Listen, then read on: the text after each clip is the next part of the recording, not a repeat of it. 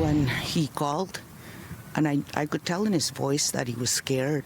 He said they were rounding up inmates to go into the hole.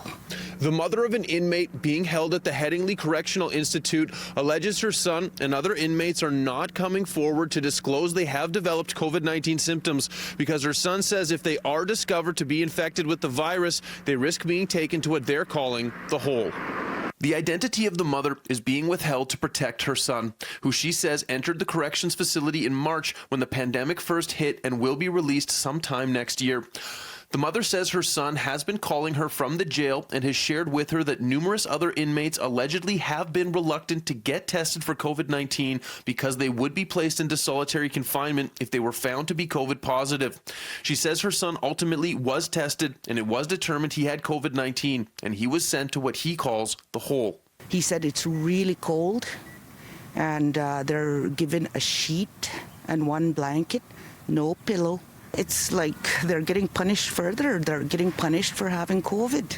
I think it's extremely troubling, and we were hearing reports that some people were actually afraid to report whether they had symptoms if they were in prison because they were afraid that the consequence would be that they would be placed in solitary and that they might even die in solitary. So that creates a terrible incentive from a public health perspective.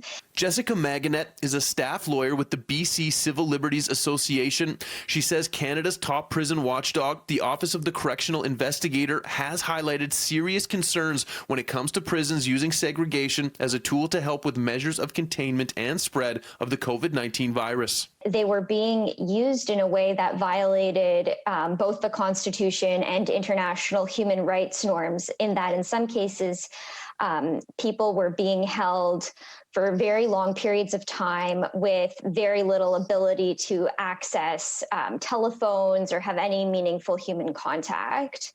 As for the inmate at Headingley Jail, his mother is worried that increased tensions could spill over into violence in the jail. Her son has addictions issues and he was getting better, but now she's concerned he won't get the same level of care or help he needs if he's segregated from the jail community.